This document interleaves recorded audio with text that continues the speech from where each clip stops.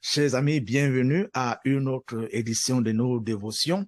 Nous sommes ici à la dévotion du samedi le 6 août 2022. Merci à tous ceux qui se joignent à nos dévotions depuis un certain temps. Que le Seigneur vous bénisse et que le Seigneur vous accorde la croissance dans tous les plans, dans tous les départements de vos vies. Voilà. Alors, avant de continuer dans notre dévotion de ce jour, je veux dire à ceux qui sont avec nous pour la première fois que vous pouvez aller sur YouTube et vous allez retrouver ces dévotions et aussi, n'est-ce pas, ne manquez pas de cliquer sur la cloche et puis partager, n'est-ce pas, avec tous ceux qui sont autour de vous.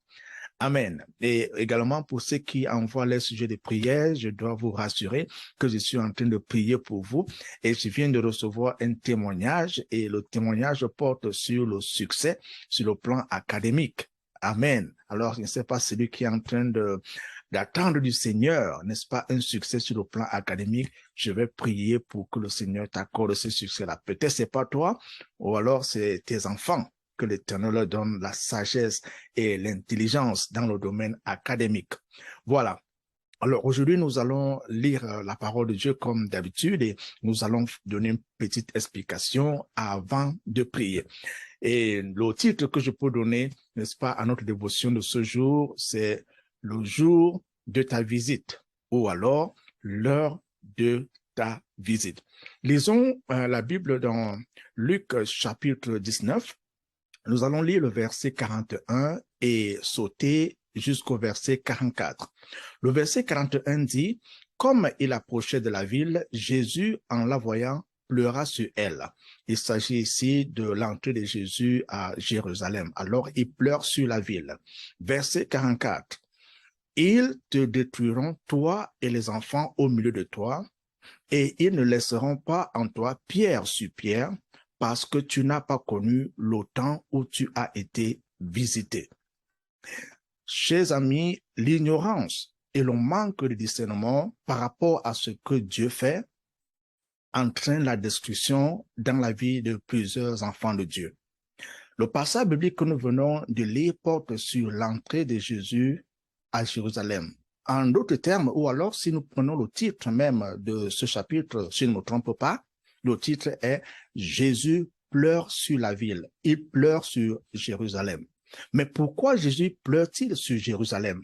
Parce qu'au moment où il rend visite à la ville ne réalise pas qu'elle est en train d'être visitée. La ville ne parvient pas à discerner le moment ou l'heure ou le jour de sa visite. C'est le cas dans la vie de plusieurs personnes aujourd'hui et surtout la vie des enfants de Dieu. Lorsque Dieu leur rend visite, ces enfants de Dieu ne le réalisent pas. Ils leur manquent du discernement. Alors Dieu passe ou alors Dieu pleure sur leur vie et leur vie ne change absolument pas. Dieu voudrait que nos vies changent. Dieu voudrait apporter la délivrance. Dieu voudrait apporter le succès. Il voudrait apporter la joie. Dieu voudrait apporter l'abondance dans la vie de ses enfants. Mais ce qui est étonnant et surprenant, c'est que quand Dieu visite ses enfants ne réalisent pas qu'il leur rend visite. Ces enfants ne réalisent pas, il leur manque du discernement. Ils ne savent pas que Dieu est en train de leur rendre visite. Et c'est comme ça qu'il n'y a pas de changement dans leur vie. Mais nous avons l'histoire de Sarah, par exemple, dans Genèse 21, verset 2, où et c'est vrai qu'elle a passé l'âge, n'est-ce pas, de pouvoir enfanter, mais au moment de sa visite, quand Dieu lui a rendu visite, Sarah a enfanté, parce qu'elle a su que c'était le jour, c'était le moment de sa visite. Mais c'est différent, n'est-ce pas, du cas de Vashti que nous allons voir tout à l'heure. Mais avant de regarder le cas de Vashti dans Esther chapitre 1, remarquons une chose, que quand Dieu va vous rendre visite, toutes sortes de protocoles, tout système de protocole sera brisé. De quoi est-ce que je suis en train de parler? Si Dieu vous rend visite, même à un âge très avancé, où vous n'êtes plus capable d'enfanter, et là, je veux donner une parole d'espoir à une femme. Peut-être que tu es âgé et tu te dis tu n'auras plus jamais d'enfant. Mais il y a un message que le Seigneur nous adresse aujourd'hui. C'est ce message de sa visite. Quand il te rend visite, tout protocole est brisé. Et quand je parle de protocole, c'est par exemple le protocole de l'âge. là, je dis, tu ne peux pas avoir d'enfant, mais Dieu brise le protocole et vous avez cet enfant. N'est-ce pas, vous êtes stérile et le protocole dit, vous ne pouvez pas enfanter, mais quand Dieu vous rend visite, le protocole est brisé. Il y a des personnes qui pensent qu'elles n'ont aucune qualification. Vous n'avez pas, n'est-ce pas, les documents qu'il faut. Vous n'avez pas, n'est-ce pas, les diplômes qu'il faut. Et on vous dit, vous ne pouvez pas postuler à ce poste. Mais je dois vous dire que quand Dieu vous visite, le protocole est brisé. Dieu ne cherche pas les personnes qui sont qualifiées, mais il vous appelle tel que vous êtes et c'est lui-même qui vous qualifie. Alors, revenons sur le cas de Vashti. Vashti, alors qu'elle a été appelée par le roi, et c'était un commandement du roi, elle a refusé de partir. Et le roi voulait la présenter, n'est-ce pas? Le roi voulait, n'est-ce pas, qu'elle soit, n'est-ce pas, une sorte de parade devant le monde, n'est pas à cause de sa beauté. Mais Vashti s'est rebellée. Et qu'est-ce qui s'est passé? Elle a perdu sa place de reine. Il peut donc arriver que dans la vie d'un individu, cette personne se rebelle. Cette personne devient têtue. Et à cause de cette rébellion, à cause de cette têtudesse, ces personnes ne se rendent pas compte, ces personnes ne réalisent pas, ces personnes n'ont pas le discernement du jour de leur visite. Car c'était même le moment où Dieu voulait leur accorder la promotion. C'était le moment où Dieu voulait leur accorder la guérison. Le moment où Dieu voulait leur accorder la délivrance. Mais au moment où Dieu leur rend visite, ce qui se passe, c'est étonnant. Ces personnes ne se rendent pas compte du jour où elles ont été visitées. Mais nous devons maintenant aller et nous rappeler que Jésus-Christ veut ouvrir nos yeux. Dieu veut ouvrir nos cœurs. Dieu veut nous élever à un niveau où rien ne nous empêche, n'est-ce pas, d'avoir ce discernement, de réaliser, de savoir que le moment de notre visite est arrivé. Plusieurs personnes font des dons à l'église, plusieurs personnes prient, plusieurs personnes lisent la Bible, plusieurs personnes vont à l'église. Mais est-ce que vous savez que malgré toutes ces activités, il y en a qui, lorsque les choses ne marchaient pas comme ils espéraient, parce qu'ils ont prié et les prières n'ont pas été répondues, n'est-ce pas? Ils restent malades après avoir prié et ces personnes se sont découragées. Et c'est même en ce moment où le découragement est arrivé que Dieu venait même leur rendre visite. Alors, elles ont totalement perdu le temps de leur visite et elles ont perdu leur guérison. Alors, au moment où tu m'écoutes en ce moment, au moment où tu m'écoutes, vraiment, excuse-moi de me répéter, pendant que tu m'écoutes, est-ce que tu penses que tu as été présent? Est-ce que tu penses que tu as été vigilant? Est-ce que tu penses que tu as réalisé? Tu as pu avoir le discernement lorsque Jésus-Christ t'a rendu visite. Jésus-Christ est peut-être en train de te rendre visite au moment où tu m'écoutes. Et comment est-ce que tu peux savoir qu'il te rend visite? Il te parle. Il te parle à travers sa parole et nous venons de lire cette parole dans Luc chapitre 19. Alors, que fais-tu de cette parole?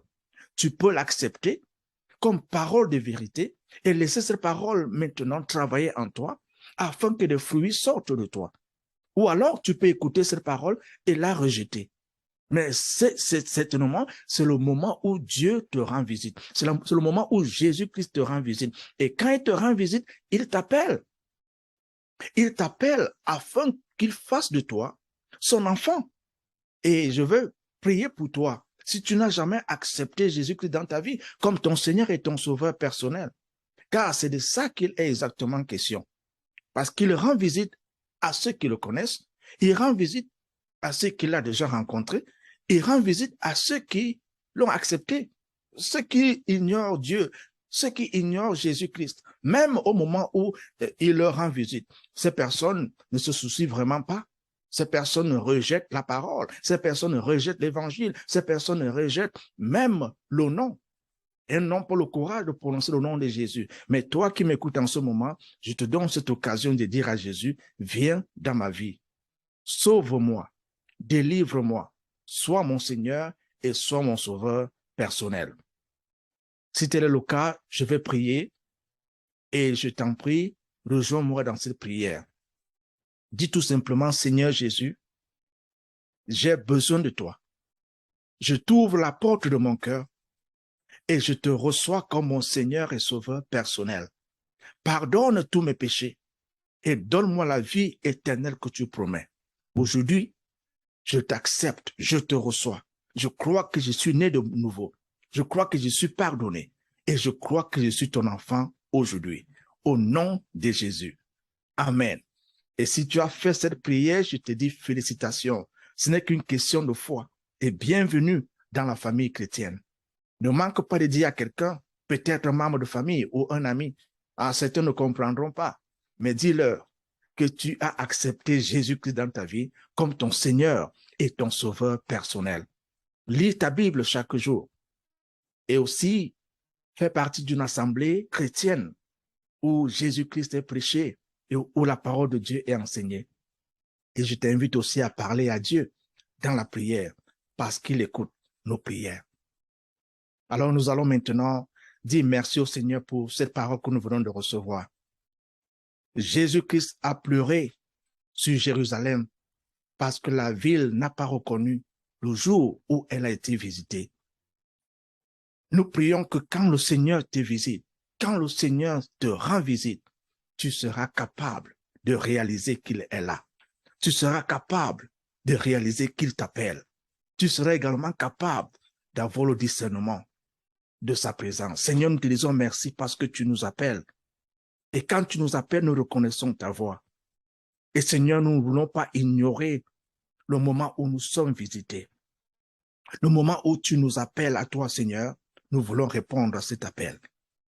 Seigneur, pour tous tes enfants qui écoutent, que ces paroles ne soient pas seulement des paroles qui entrent dans nos oreilles, mais que ces paroles aussi entrent dans nos cœurs et qu'à travers ces paroles, nous soyons transformés, que nous soyons changés, que nous soyons renouvelés, à l'intérieur comme à l'extérieur. Merci Père éternel, parce que ton Saint-Esprit enracine ces paroles dans nos cœurs, au nom de Jésus. Amen. Alors, nous allons prier maintenant pour nos vies. Je vais prier pour toi, je vais prier pour ta famille, tes enfants, tout ce que tu fais. Je voudrais que le Seigneur lui-même intervienne, qu'il soit présent dans tous les départements de ta vie, qu'il intervienne dans tout ce que tu fais, que l'Éternel soit ton guide, que l'Éternel soit ta force, qu'il soit ta puissance, que l'Éternel soit ton rempart, que l'Éternel soit la solution, la réponse, et il le fera.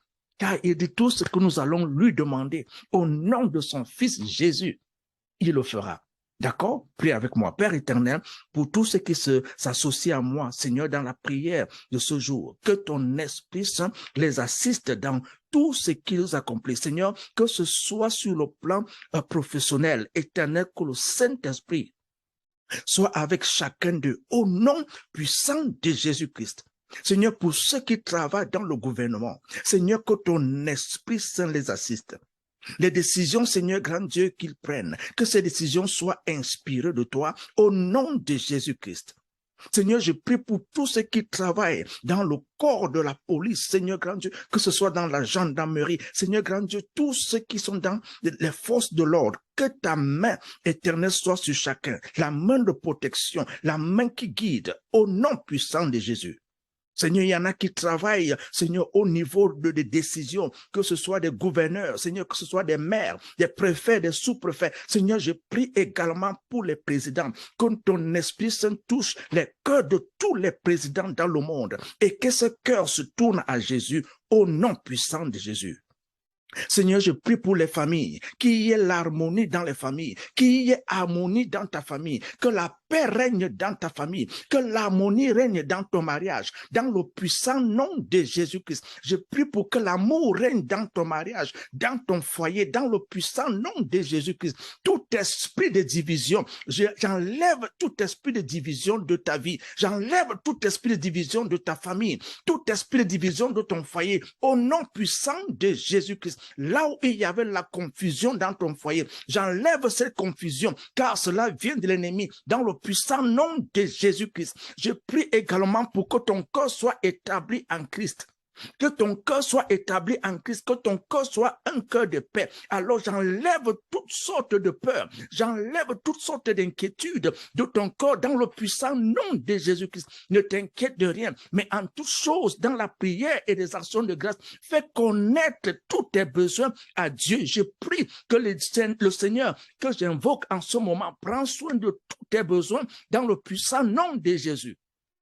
Que ces besoins soient des besoins matériels. L'Éternel pourvoit à tous tes besoins matériels. Que ce soit des besoins financiers, je prie que l'Éternel intervienne dans tes finances. Que l'Éternel intervienne dans ton compte bancaire. Que l'Éternel intervienne dans ta poche. Que l'Éternel intervienne partout où tu mets de l'argent et que tu aies le profit afin de soutenir l'œuvre de Dieu au nom puissant de Jésus-Christ. Je prie pour toi, homme d'affaires, femme d'affaires. Tes affaires vont produire et les résultats seront des résultats grands. Et Dieu sera glorifié à travers les résultats de tes affaires au nom puissant de Jésus-Christ. Si tu as essayé des choses qui n'ont pas marché, retourne et essaye encore. Retourne et essaye encore, car Dieu n'a pas fini avec toi. Et rappelle-toi, le moment où il te rend visite, que tes yeux s'ouvrent, que ton discernement soit ouvert afin que tu saches qu'il est en train de te rendre visite. N'abandonne pas. N'abandonne pas. Avec Dieu, il n'est jamais trop tard, car Dieu a son temps de te bénir. C'est le temps pour Dieu de te rendre visite. Je prie pour tous ceux qui sont malades. Quelle que soit la douleur qui a touché ton corps, cette douleur s'en va au nom puissant de Jésus-Christ. Je commande à la maladie de quitter ton corps. Je commande à la douleur de quitter ton corps. Si tu as des douleurs sur le dos, je déclare maintenant que cette douleur s'en va au nom de Jésus-Christ. Reçois ta guérison. Si tu as des douleurs au niveau du ventre, tu as des douleurs au niveau de la tête, tu as des douleurs à n'importe quel niveau de ton corps, je commande à cette douleur de quitter ton corps au nom de Jésus-Christ. Reçois ta guérison. Si on a découvert du cancer dans ton corps, je commande à ce cancer de disparaître et de brûler, de quitter ton corps au nom de Jésus-Christ. Que la guérison touche ton sang. Que la guérison touche tes os, que la guérison touche tes muscles, que la guérison touche tes poumons. Je prie pour les voies respiratoires. Tu vas respirer normalement. Je commande à la maladie de quitter ton corps au nom puissant de Jésus. J'envoie la guérison sur tes articulations. Si tu ne pouvais pas marcher, tu vas commencer à marcher dans le puissant nom de Jésus-Christ. Et j'ai dit tantôt que je voulais prier pour les étudiants. Je prie pour vous, tous étudiants. Que l'Éternel vous accorde la sagesse, que l'Éternel vous accorde l'intelligence au moment de la rentrée scolaire, que vous soyez les meilleurs dans votre classe, les meilleurs dans votre établissement, les meilleurs dans votre région, les meilleurs dans votre province, les meilleurs dans votre pays, au nom puissant de Jésus-Christ. Que l'Éternel vous montre qu'il est capable de vous accorder cette sagesse extraordinaire qui vient des cieux. Recevez cette sagesse. Toi, étudiant, toi, étudiante, prie avec moi et déclare que le Seigneur est ma sagesse, le Seigneur est mon intelligence et tu auras le succès dans toutes tes entreprises au nom puissant de Jésus. Peut-être tu es un homme de Dieu, tu es une femme de Dieu, que l'Éternel t'accorde par son Saint-Esprit la direction dans ton ministère. Je déclare la croissance, ton ministère va croître et les âmes viennent à Jésus à travers ton ministère pour la gloire de son nom. Au nom puissant de Jésus, au nom puissant de Jésus. J'enchaîne tout esprit qui t'ont enchaîné. Je détruis tout esprit qui se lève contre toi et qui te bloque et t'empêche d'avancer au nom de Jésus-Christ. Tout démon qui se tenait devant toi, je détruis ces démons dans le puissant nom de Jésus. Je vais jusqu'à la racine, je déracine tout ce que les ancêtres ont placé pour t'empêcher d'avancer. Je détruis cela au nom puissant de Jésus. Si c'était des crânes, si c'était des os, je déracine et je les brûle au nom puissant de Jésus. J'entre dans le camp de l'ennemi et je détruis, je mets en débandade toute activité satanique et démoniaque contre ta vie, contre ta famille, contre tes enfants. Au nom puissant de Jésus, reçois ta délivrance, reçois la délivrance de ta vie, la délivrance de ta famille, la délivrance de tes enfants. Tout ce que tu vas faire va réussir. Si on a dit que tu ne vas jamais réussir, je transforme ces paroles en succès. Je déclare que là où il y avait l'échec, que le succès vienne. Que le succès vienne au nom puissant de Jésus. Et si tu crois, tu verras la gloire de Dieu. Car l'Éternel est fidèle. Il est fidèle à sa parole. Il est fidèle à ses promesses. Et je crois fermement que quand l'Éternel parle, ce qu'il dit va s'accomplir. Écoutez-moi très bien. Avec l'Éternel, le protocole, le système protocolaire est brisé. Ça veut dire que ce que les gens attendent, parce que l'homme a un système, Dieu brise le système. Écoutez très bien, Dieu brise le système. Si le système dit qu'il faut que tu sois qualifié à partir des diplômes, Dieu brise ce système-là et sans qualification, Dieu vous élève. Je dis bien sans qualification, Dieu vous accorde la promotion. Recevez au nom de Jésus. Peut-être les gens disent, tu souffres d'une maladie quelconque, alors on te dit, voilà comment ça marche dans le monde naturel. Mais avec Dieu, le système est complètement brisé. Il brise le système pour vous accorder la guérison de manière surnaturelle. Là où tu es, si tu étais malade, tu vas te relever parce que Dieu est en train de briser le système des hommes pour que son nom soit glorifié à travers la guérison et la délivrance qu'il t'accorde au nom de Jésus, au nom puissant de Jésus. Amen. Alors, chers amis, au moment où nous clôturons avec ces dévotions, ne manque pas un instant de croire. Ne manque pas un instant d'exercer ta foi. C'est cette foi qui compte. Car par la foi, les montagnes sont détruites. Par la foi, les murs sont brisés. C'est la foi. Et Dieu dit, sans la foi, il est impossible de lui plaire. Et je crois, si tu crois, tu verras la gloire de Dieu. Tu verras la délivrance de Dieu. Tu verras le succès en Jésus. Tu verras la santé en Jésus. C'est dans ce puissant nom que je prie. Amen. Voilà, nous sommes arrivés à la fin de la dévotion de ce jour. Et le Seigneur écoute. Le Seigneur répond. Nous allons nous revoir bientôt pour une autre session. À tout à l'heure. Au revoir. Shalom.